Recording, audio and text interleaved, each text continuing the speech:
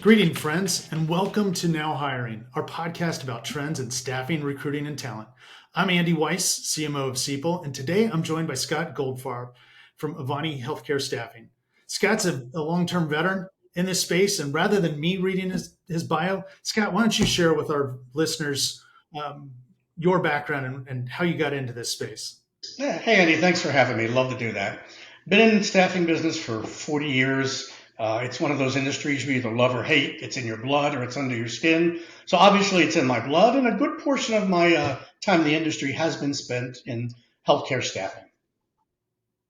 So, Scott, based on not only your experience in staffing overall, but in particular healthcare, I'm seeing a lot of headlines around layoffs in a bunch of different sectors, not only tech but also healthcare. What are you seeing on the front lines in terms of your opportunities, the things that you're hearing from your colleagues and peers in the space? What's happening on the ground? Sure. I talked to a lot of my peers that I've known for years, and we've all come to realize that there's a lot of people looking for work, but there's a lot of people being laid off for various reasons across the country, whether it's at a local facility, whether it's part of a large hospital group. And even though there is a downturn, there's always going to be a tremendous need for healthcare professionals to staff these facilities at all levels. People still get sick. We're coming into the cold and flu season right now.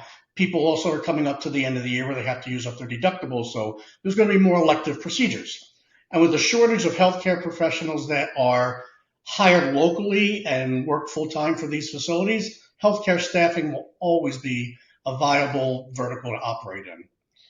Healthcare So are staff. you so are you then expecting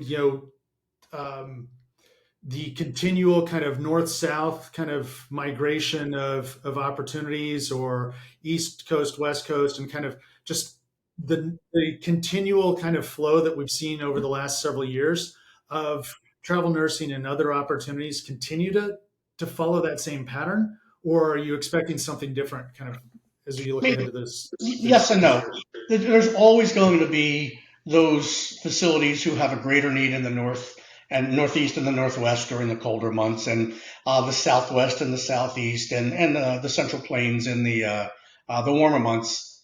But Mhm. there's throughout the country, there's going to be a need for healthcare staff everywhere. Now, agencies, including ours, have seen a reduction in the open orders, with the Okay. exceptions of a few specialties. Locums and allied staffing have been bucking the trends. And obviously, locums, you're talking about your docs, and allied, your therapists, your technologists, and the like.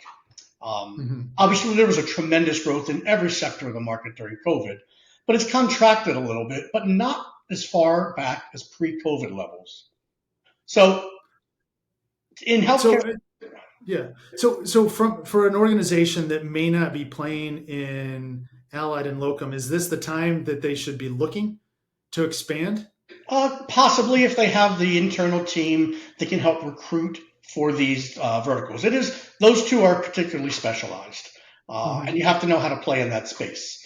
But for a company to grow, they're going to need to do several things simultaneously in this market. Ensure that you have a good mix of business that'll bring in some of those allied orders, especially, and that you have the staff to work on them. Um, Mhm. a typical agency might have thousands of open orders to work on, and they're going to come from direct clients. They're going to come from VMS. They're going to come from MSPs, but only a handful of these orders are going to move quickly. So the key to being successful in this space right now is having a great working relationship with your clients and your counterparts, whether it's at a VMS or an MSP, to determine which of these orders are going to be what I call a hot job, the ones that are going to move quickly. That if you submit somebody who's qualified, you'll get a response and potentially an order within 24 or 36 hours.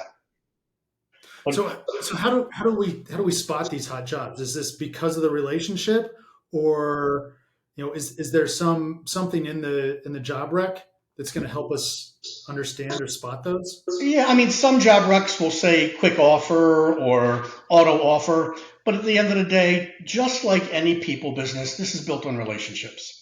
So you Mhm. need to have a good relationship with your client. You need to have a good relationship with the account manager on the other side of the fence. And they will let you know, sometimes on a daily basis, hey, Scott, well, you were working on A, B, C, and D, But those aren't our priority now. Let's shift to these because these hiring managers said they're going to give an offer to somebody who's qualified once they get a good submittal.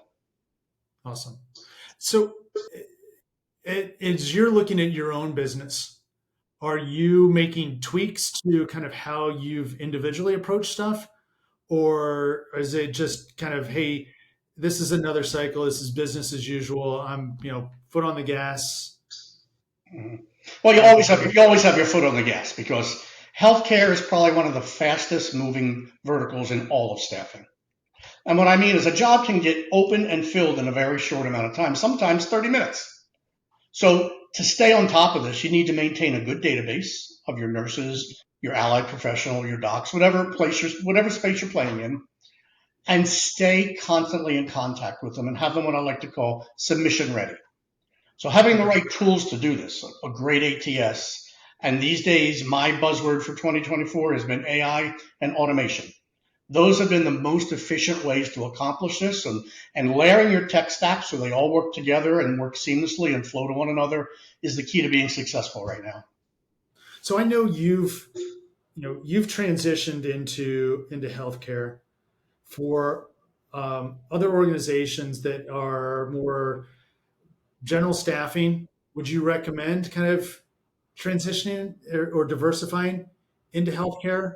It's now the time to do it. Kind of Yeah. what's your thoughts? I don't want my answer to sound like I'm discouraging people to eliminate competition. Yeah. That's not the case. There's plenty of work out there. There's Put plenty you of on the to spot. fill. But unless you have somebody who can guide you through the transition or to add that additional element to your agency, I wouldn't do it if you're just sitting back one day and, all right, I think I want to play in the healthcare space. Let's put a committee together and see how to do it. Unless you have somebody who's an expert on that committee, then it won't work for you. You need to bring in somebody from the outside who has played in the healthcare space, who has been successful in the healthcare space, and have them guide the process and build the process out for you. Got it. Got it. That makes sense. So we talked a bit about maintaining or having a relationship with your clients, but the other, and you emphasize that this is a people business. So the other side of the equation is the nurses and the staff and the candidates that you're bringing forward. And one of the things that I saw come out of nurse.com's relatively recent salary and work life report is some concerns around burnout and telehealth and remote work. And so there's, some of those themes are starting to bubble up. How do you help kind of manage or help um, take care of and be cognizant of this pool of talent that is the other side of the relationship that you're trying to forge? All relationships are important, whether it's your client or your nurses. But I said or healthcare staffing is one of the fastest moving verticals. It's also the one where creating relationships, I think, has the most relevant key to being successful. And what I mean by that is nurses are people. They're not Mhm. numbers. They're not KPI points to put on a spreadsheet and say, hey, we did this week. Nurse Sally and Nurse Joe, or technologist Sally and technologist Joe, they have lives outside of work. They have families. They have commitments. They're going to have things come up where they can't make it. They're going to get a flat tire on the way to the facility. It's important to maintain these relationships, even more for your travelers than the ones that are working as a W-2 employee at a hospital. Mhm. You need to find out upfront. Hey, Andy, you're a registered nurse, and I'm about to send you to an assignment in Dallas General. What schedule works best for you? Do you want to Okay. work 12-hour shifts and get that work week done in 3 days and then maybe pick up some overtime? Or do you want to get it done in 3 days and then have the rest of the week to deal with your family?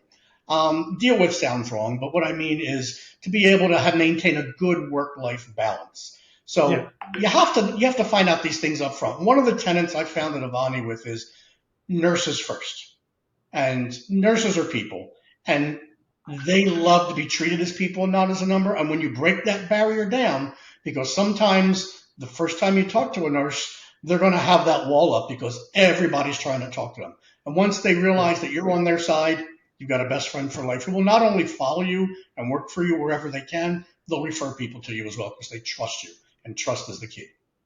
That's awesome. So as you think about kind of the wealth of knowledge, and you've already shared some great insights, but as you think about kind of um, your view of the rest of this year and kind of setting up things for 2025, what's top of mind for you, and therefore what kind of guidance or suggestions would you give our listeners in terms of, hey, here's the one, two, or three things that I'd be thinking about? Sure. And I said it before about AI and automation. Some Mhm. people are afraid that AI is going to reduce the number of staff they have or reduce the need for staff. I Mhm. personally think it's quite the opposite. It will allow you to increase your staff, but increase with the right staff. AI will take you to a point in a process, and every company is going to design their process differently.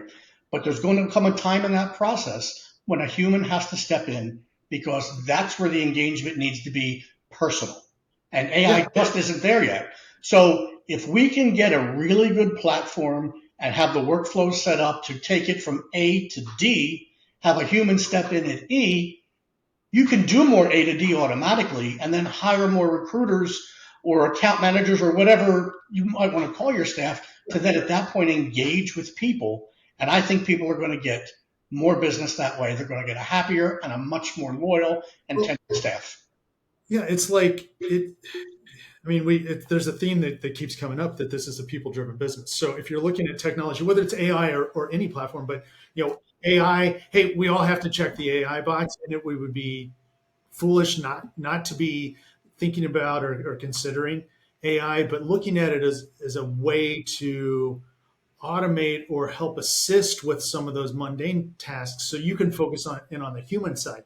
So if it's helping to do um, some of the routine pieces, and back to your example about the nurse that wanted to work a certain schedule and stuff, you're freed up to have that type of conversation Exactly. with candidates and with opportunities to find the right balance, and maybe using AI to do some of that matching. So now you're placing people or putting forward the right candidates for the right opportunities, and then you get that win-win.